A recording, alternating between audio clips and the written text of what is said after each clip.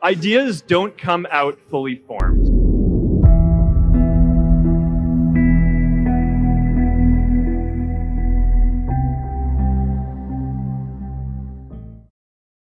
They only become clear as you work on them.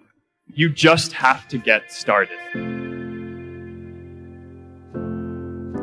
I want to share what I've learned about our generation and the world we're all building together.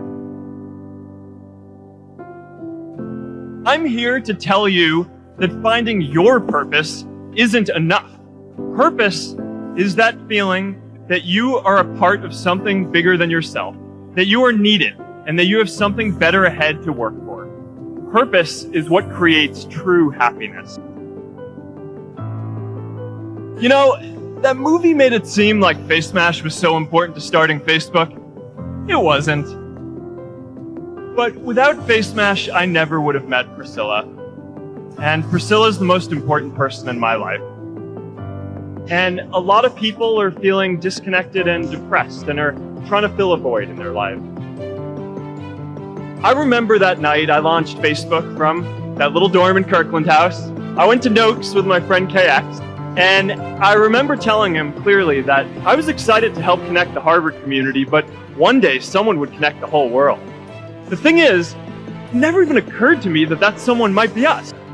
There were all these great big technology companies with all these resources, and I just assumed one of them would do it. But this idea was so clear to us that all people want to connect. So we just kept working on it, day after day after day. We'll always get criticized for moving too fast because there's always someone who wants to slow you down. Some big companies wanted to buy us. I didn't want to sell. I wanted to see if we could connect more people. Nearly everyone else wanted to sell. Without a sense of higher purpose, this was their startup dream come true, and it tore our company apart. After one particularly tense argument, one of my close advisors told me if I didn't agree to sell the company right now, I would regret that decision for the rest of my life. Relationships were so frayed that within a year or so, every single person on our management team was gone. That was my hardest time leading Facebook. I believed in what we were doing, but I felt alone. And worse, it was my fault. I wondered if I was just wrong, an imposter, a 22-year-old kid who had no idea how things actually work. Now, years later, I understand that that is how things work when there's no sense of higher purpose.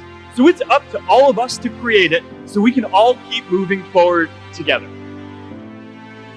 J.K. Rowling got rejected 12 times before she finally wrote and published Harry Potter.